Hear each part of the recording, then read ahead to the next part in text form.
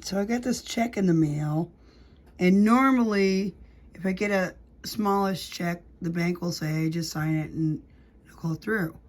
Because no probate, because no assets, no debt, except for a school loan, and I guess that's done. Now he's dead. They'll take that away, finally. He had an MBA from Thunderbird, a BFA from Akron something, and et cetera, et cetera.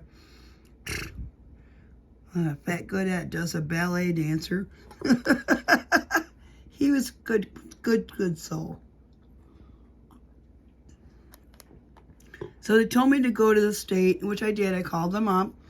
And the fella I got was like one of those people you get once in a while who's like simpatico with you. Like sometimes you get these people who are like uber professional and they're just like blah. Sometimes you get people who are friendly. But this guy was like my brother from another mother. And I'm going on and on because I like to gab because I'm lonely. I talk to my cats and they're like, they're probably bored of me by now. And somehow we get on the topic of George Clooney. And I don't know why. I was thinking about, we binge watch ER, Robert and I, all 15 seasons. And I was joking with him because I like to do that. And I was like, and maybe George Clooney will invite me up his house in Italy. And he's like, you never know. Maybe he might. And he was just going with me. And that's nice when somebody just doesn't question your train of thought and just kind of like rolls with the flow. And you're like, all right. And it's sweet. And I appreciated him very much. I'm thinking, they better give this boy a raise. And I was talking about a mom, like, she's a lawyery type person. Blah. And he was on top of it. He's like, she's a civil rights lawyer. I'm like, oh, all right, dude, you're progressive as all get out. Try not to swear. And I'm like, tell me more, you know. And so he did. He knew all about it. I was like, because I knew she was a brainiac, and I knew she did something lawyery, but and I knew they had some house in Italy, and I knew Oh Brother, Where Art Thou was the most brilliant effing thing I've ever seen in my life. Not that I don't appreciate other George Clooney acting endeavors, but I thought Oh Brother, Where Art Thou was so tight, man. I was like, jaw-dropping coolness. Man, that was so cool. That's the way life should be. Well, in Maine, we're all about no makeup for women. And I think the legislatures get along really well. Because I've been there. I was there because I was born on Veterans Day. I kind of have an interest. Once in a while, I'll go down and pop a squat in the gallery and look at them. And it's interesting stuff. But wait. I was at LL Beans buying more clothes for Sean because I only sent him some candy and hats and stuff, but his slippers, you know, for him and Caitlin. And he's gonna freak out. He loves LL Bean stuff. I'm enticing him here, man. I'm gonna enticing him. Sean, you need to move to Maine with your girlfriend and get married up and have babies so I can be a grandmammy again, because Danielle just turned 16, and I'm like, can I send her makeup or just nail polish? She didn't say bye. But she said thank you. She told Sean to say thank you to me, which is wicked nice. I was happy to hear from her, because I haven't heard from her in 5 years, because Jessica's a pissy little bitch. She's Robert's daughter, but she has Gerard's energy. You see what I'm saying? He's intense, and she's intense on steroids. She's like a steamroller. And if you ever thought you wanted to be with Jessica Lynn Fitzsimmons, a.k.a. Monteur, you got another thing coming, buddy, because she is interesting.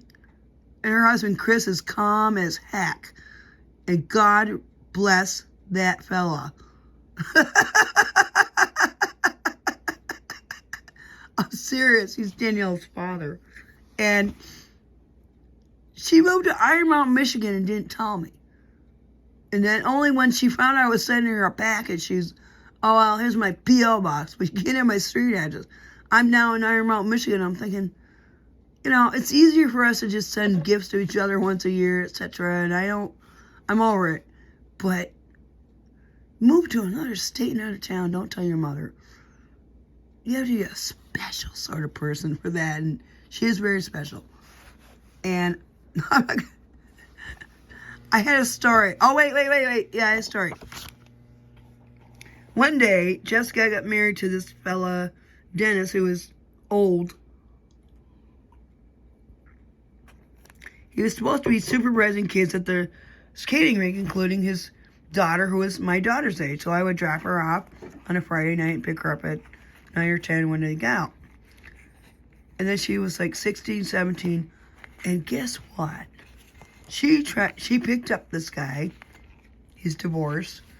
And he rolled with it. And I'm thinking, what kind of fella dates a girl from a roller skating rink his daughter's age? I guess that guy. And it wasn't great. And it didn't work out. But they had to have a Catholic wedding, aside from their courthouse wedding, for his parents from California. Those people were really nice. I know what happened to him. And so Mama and Dad come down, and we were driving to this place somewhere in Chicago in the west, not in the inner city, trying to find this church.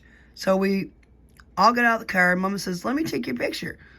And I'm wearing white because my dang person said, wear white, I'll put a orange thing under your skirt and give me an orange wrap and you'll be fine. I'm like, you can't wear white to a wedding, dude. And he was just all about whatever. So we pull up this church. We think it's the right church. Mama says, now, you all stand out in the parking lot while I can take your picture, because my mom always had a camera. Always. She would send pictures of flowers and mess and, well, your brother's at a conference, but I'm here looking at the flowers. And she would write on the back of every one of them. People should do that more often, because I have all old pictures and I am like, who is this person? Nobody wrote on the back of it. So we're all sneaking in the side door of this lovely church, right? We're like, here we are, Jessica's wedding. La la la la la la la. And we walk in and it is a fucking funeral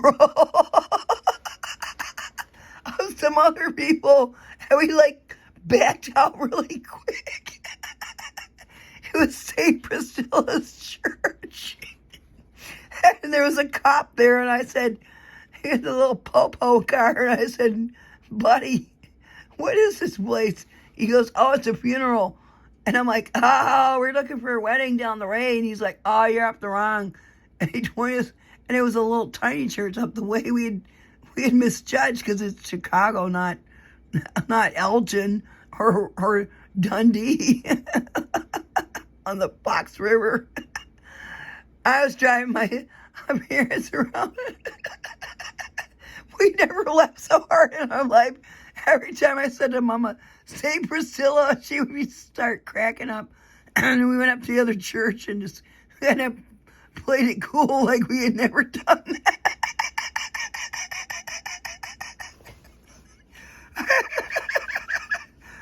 We crashed a funeral at St. Priscilla in Chicago. I can't stop laughing about it, because my mom and I would laugh over and over. Let me take your picture.